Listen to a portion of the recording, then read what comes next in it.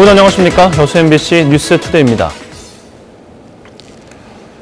전남 수산물의 수출 상승세가 이어지고 있습니다. 전라남도는 지난해 수산물 수출액이 전년에 비해 3.1% 늘어난 2억 2,300만 달러를 기록해 2017년 사상천 2억 달러 돌파 이후 2년 연속 최고치의 수산물 수출 기록을 경신했다고 밝혔습니다. 수출 주력 품목은 김과 전복으로 각각 1억 900만 달러, 4,500만 달러를 기록했으며 수출 국가별로는 일본이 1억 1,500만 달러로 51.6%, 미국이 19.3%를 차지해 수출선 다변화가 시급하다는 지적이 나오고 있습니다. 전남 동부권 4개 자치단체가 참여하는 광역 테마 관광이 올해부터 본격적으로 추진됩니다. 30억 원이 투입되는 남도 바닷길 프로젝트가 광역 관광 1호로 시험대에 오르고 있습니다. 박민주 기자입니다. 지난 2017년 문체부는 전국 10개 대한민국 테마여행 권역을 선정했습니다. 전남 동부 지역은 여수, 순천, 광양, 보성을 잇는 남도 바닷길 프로젝트가 선정돼 올해 본격적으로 추진됩니다. 동부권 4개 시군이 참여하는 광역권 테마 관광 프로그램이 시도되는 겁니다. 5개년 계획으로 30억 원이 투입돼 광역 테마버스와 웰리스 신규 사업 발굴, 관광 포럼, 프리미엄 가이드가 육성됩니다.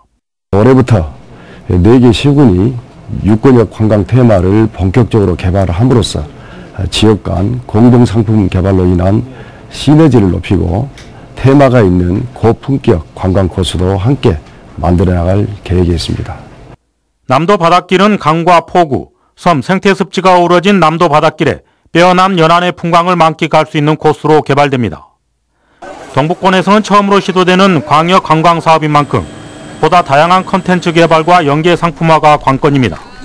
광역을 중심으로 하는 컨텐츠 개발이 활발하게 이루어져서 장기간 머무르고 가는 그러한 관광으로 발전했으면 합니다. 여수엑스포와 순천만 국제정원 박람회 이후 관광 생태도시로 탈바꿈하고 있는 전남 동부권. 광역 단위 관광 네트워크 구축으로 체류형 관광지로 발전할 수 있을지가 앞으로 과제입니다. MBC 뉴스 박민주입니다. 더불어민주당 여수지역위원장에 대해 당 최고위원회가 임명 보류 결정을 내렸습니다. 민주당 조직강화특별위원회는 여수 가물 지역위원장에 주철현 전 여수시장과 권세도 전 경찰서장을 각각 단수 추천했지만 최고위원회는 이들에 대한 임명을 보류하고 재심의할 것을 권고했습니다. 위원들은 후보들 간의 경쟁이 가열되고 추가 논의가 필요하다고 판단해 재심의 결정을 내린 것으로 알려졌습니다. 한편 광양, 곡성, 구례 지역구는 이용재 전남도 의회 의장이 지역위원장 직무 대행으로 임명됐습니다. 최근 논란이 된 부산 세계박람회 홍보 문구에 대해 부산시가 사과의 뜻을 밝혔습니다. 여수지역발전협의회는 부산시가 최근 공문을 통해 문제의 홍보 문구를 홈페이지 등에서 삭제하고 영상물 내용도 수정하겠다는 뜻을 전해왔다고 밝혔습니다.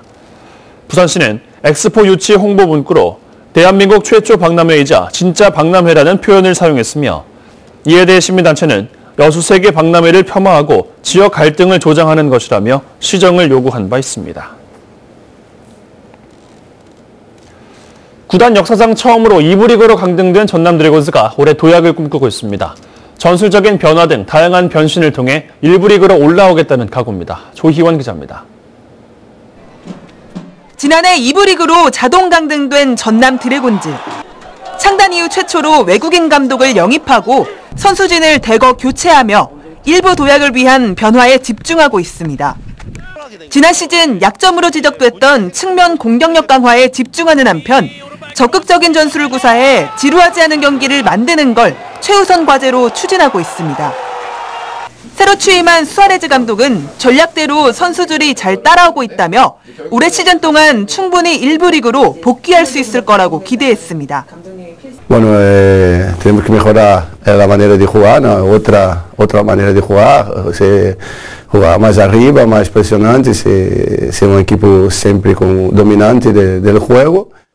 구단은 또 수아레즈호 출범 20일 만에 소수 팬과 간담회를 하는 등 팬들과의 소통 부족 문제를 개선하기 위해 적극 나서고 있습니다. 이 자리에서 조청명 사장은 앞으로 SNS를 통한 팬 서비스 등을 보강해 두터운 팬층을 확보하겠다고 공언했습니다. 또 올해 포스코의 지원금이 20억 삭감됐지만 걱정할 만한 상황은 아니라며 앞으로는 광고 유치에 힘써 구단의 재정 자립도를 차차 높이는 방안을 마련하겠다고 약속했습니다. 포스코가 철강 경기에 대한 전망을 고려해서 약간 좀 보수적으로 예산을 짠 거고요. 하반기 때 그런 것들은 다시 변경될 수가 있습니다. 어제 스페인으로 전지훈련을 떠난 전남 드래곤즈가 오는 3월 2일 아산과의 홈경기로 2부 리그를 시작합니다. 달라진 전남 드래곤즈가 팬들의 기대를 만족시킬 수 있을지 관심이 모아지고 있습니다. MBC 뉴스 조희원입니다. 포스코의 철강 제품이 국내 철강업계 처음으로 환경 성적 표지 인증을 획득했습니다. 포스코는 후판과 도금 강판, 기가스틸 등 5개 제품에 대해 환경부로부터 7개 환경성 지표를 인증받았다고 밝혔습니다. 포스코는 이번 환경부의 환경 성적 표지 인증 획득으로 국내외 철강 시장에서 제품 경쟁력을 강화하는 계기가 될 것으로 전망했습니다. 목포 근대역사문화공간 부동산 투기 의혹에 대한 핵심 열쇠를 쥐고 있는 것으로 보이는 A씨가 잠적하면서 궁금증이 커지고 있습니다. 그런데 MBC의 취재 결과 A씨는 지난 20대 총선 당시 새누리당 비례대표에 공천 신청을 했던 것으로 확인됐습니다. 김양훈 기자입니다. 손혜원 의원이 자신에게 적산 가옥을 소개시켜줬다고 밝힌 A씨. 목포 청소년 시설을 15년 동안 운영해왔습니다. 지난 2016년 3월 A씨는 자유한국당의 전신인 새누리당 20대 국회의원 선거 비례대표에 공천 신청을 한 것으로 확인됐습니다. 본인이 직접 하셔야 되고요. 기본적으로 다른 분이 오실 경우 위임장을 가지고 오셔야 됩니다. 당시 새누리당 비례대표 공천 신청자는 607명. A씨는 최종 후보자 44명에는 포함되지 않았지만 당시 전국적 조직을 갖춘 단체의 대표로 공천 신청을 했습니다. 목포 근대역사문화공간 안에 있는 3층짜리 건물입니다. A씨가 2017년 8월 매입했습니다. 인근에 등록문화재로 지정된 2층짜리 이 건물의 소유주는 건설사를 운영 중인 A씨의 동생입니다. A씨는 본인뿐만 아니라 가족들 명의로 근대역사문화공간 사업구역 안에 있는 필지는 물론 인근 필지까지 사들였습니다. 사더라고. 1인 사이에 막 그냥 느닷없이 와서 막 샀어. A씨는 목포 근대역사문화공간 부동산 투기 의혹이 불거진 이후 외부와 연락을 끊은 상태입니다. 전원이 꺼져 있어 음성사서함으로 연결되며 삐 소리 후 통화료가... 손혜원 의원과 왜 그리고 언제부터 사이가 틀어졌는지 그리고 이번 투기 의혹 폭로에 어떤 역할을 했는지 A씨를 둘러싼 궁금증은 눈덩이처럼 커지고 있습니다. MBC 뉴스 김양훈입니다.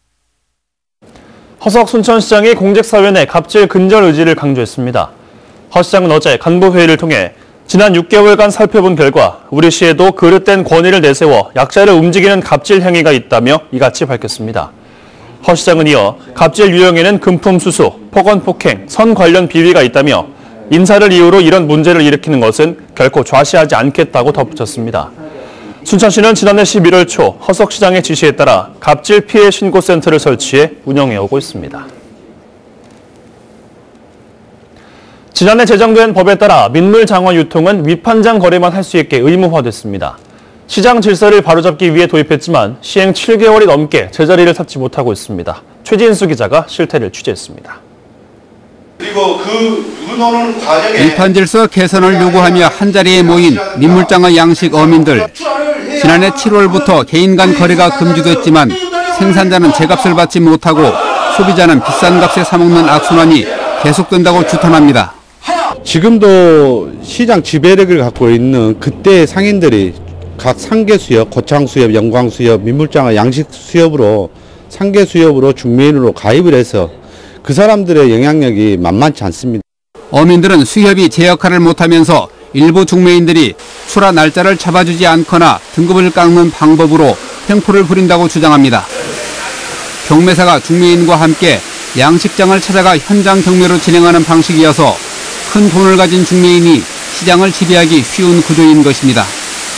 이 때문에 생산어민들은 경매사가 위판을 주도적으로 진행해 줄 것을 촉구하지만 중매인들은 어민들의 개인 거래 때문에 시장 질서가 잡히지 않는다고 반박합니다. 모든 것을 동원해서라도 이 원가에 우리가 미치지 않는 이런 고기가 없도록 우리 조합에서는 철저히 검증하여 앞으로 시행할까 합니다. 어민들은 1kg 유입한 가격을 생산 원가에도 미치지 못하는 2만 원 선에서 3만 8천 원 정도로 맞춰야 적정하다는 입장입니다. 민물장어 수협 조합원은 전국에 360여 명이고 전남 조합원이 66%를 차지하고 있습니다. MBC 뉴스 최진수입니다. 갯벌을 정기적으로 평가해 등급을 매기는 갯벌 등급제와 해양생물종 복원을 위한 관리센터가 설치됩니다. 현재 서울의 기온은 영하 5.4도로 어제 아침보다 6도가량 낮은 기온을 보이고 있습니다. 여기에 찬바람까지 더해지면서 실제 거리에서 느껴지는 체감온도는 영하 8도 안팎까지 떨어져 있습니다.